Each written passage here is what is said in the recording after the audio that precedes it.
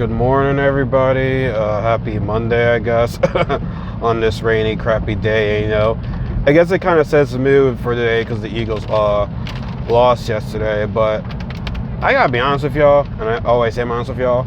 Granted, I hate losing. I really, really do. But I saw some encouraging things from this loss yesterday. Now, granted, there's still some more negatives there's still more negatives than positives from this game. But I'm going to end with the positive stuff later, go with the negatives.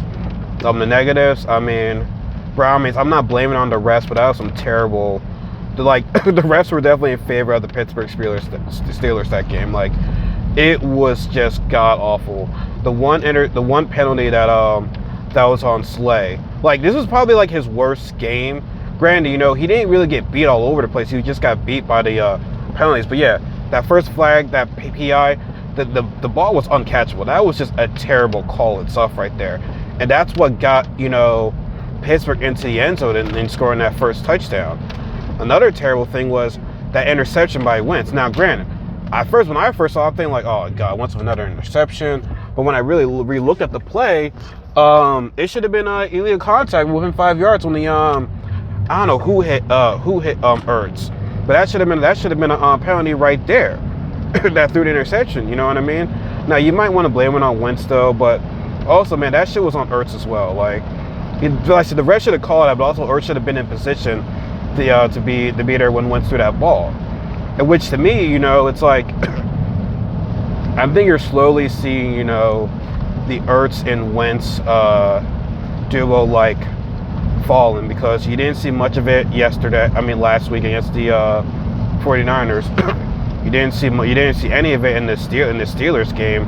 That was just god awful. I'll get into Ertz a little bit later as well. Another bad thing was, you can talk about, Jim Schwartz.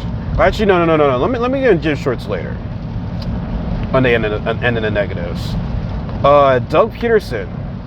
He still gives up running the ball. Miles Sanders only had 12 attempts. He was not keeping it balanced whatsoever. Now, granted, not only that, I don't think Wentz rolled out once. So, here's my thing, everybody. And all you Wentz haters, y'all, I just always question y'all. I really, really do. This is the game that showed to me, we cannot trust our coaches. I said this before last week. I probably said it against multiple weeks. And shout out to my guy, Pat. We talked about this on the phone yesterday. But we cannot go anywhere with this coaching staff. You're definitely, wasting Wentz's prime years. We all know, excuse me, Wentz is better when he throws outside the pocket, when he's rolling out. And shout out to Philly Fresh and the Philly Bird podcast. I don't recall seeing that either. I really don't recall Wentz getting out of the pocket throwing the ball. Well, then again, unless when the pocket was collapsing, but he barely did it at the start of a play though. And you follow my drift. So Peterson, man, the offense is still kind of boring. It's still boring, you know what I mean? Like I said, you're just making it one-dimensional right there.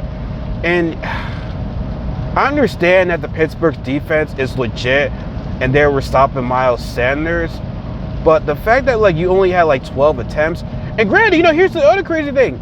Even when the Steelers had the ball, even though we were stopping the Steelers running game too, they still kept trying to go along with it. They didn't stop it. They kept going along with it. And with Peterson, he just freaks out about Peterson's just allergic to running the ball. He is legit allergic to running the ball. And I just never understood that. I never understood. Now some of the play calling was cool, but it's we gotta keep this offense more balanced. Now, Jim Schwartz / Nathan Garrett / the defense almost. The defensive line is doing what they can do. They're getting the pressure. Granted, they only had 1 sack, I believe, so they couldn't do much. But every time, there was three calls on when it was 3rd and something.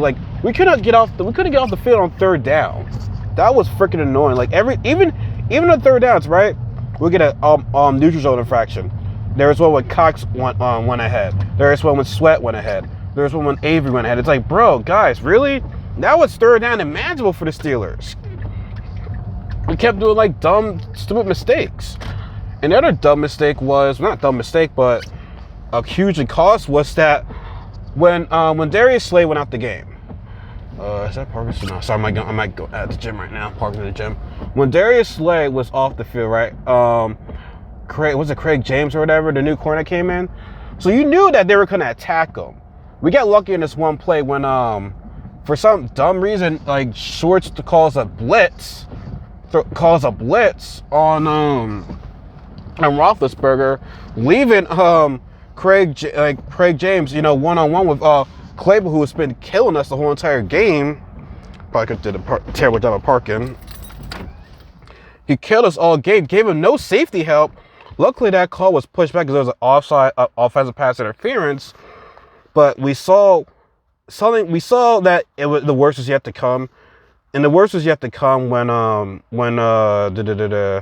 that 3rd and 8 play when you had Nathan Gary, your worst player on defense, line up against the guy that's been killing us the whole entire game.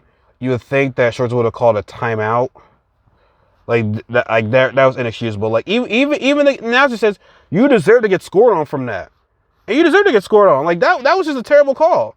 That was a really, really, really terrible play. Like everybody and their mama know, like, why is Nathan Gary lined up against this dude? We all know that Nathan Gary is garbage, but wow, you're gonna get mad at him for that. That's on Schwartz. You know what I mean? And it's like, why aren't you like having like Bradley and Taylor get in the game, like get the reps, and like we're not saying they're gonna crush everything, but it's like, they're rookies. Let them get their feet in the fire. You know what I mean? Like the linebackers can't play any worse. I mean, maybe they probably could, but I mean, like, your linebacker core is already terrible, so I mean, like, why not like rotate and add some new pieces in? And also back to Peterson, I would have gone for it on 4th and 5. I would have gone for it. Like, I'm not the biggest Jake Elliott fan. Like, he confuses me sometimes. Like, I just had a feeling he was not going to make that far field goal. And even if he did make that field goal, we still would have been, like, the Steelers still would have had a chance to win that game. Because, back to the defense, this whole zone coverage thing that Schwartz loves to do, gives the offensive guys like maybe like 6 free yards to get close to a first down, or even make the first down for that matter.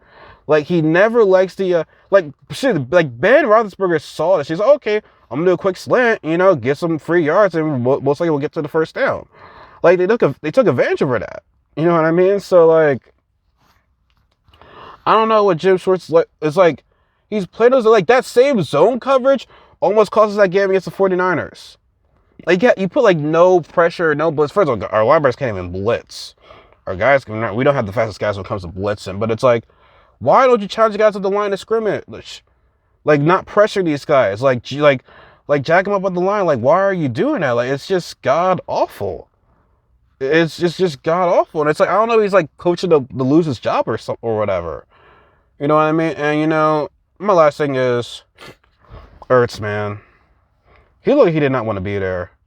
Like, that contract with him is still getting to his head. And honestly, man, like, I'm all for guys getting their money, but you from what you're showing this past couple of weeks, man, like, you're not the guy. Like, I'm sorry. Like, you can't even beat their best guy on one-on-one. Like,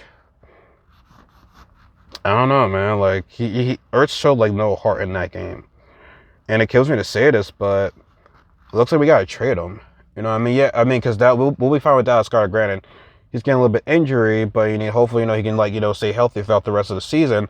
But, Ertz just hasn't gotten hasn't gotten the job done, and I'm glad we haven't paid for him.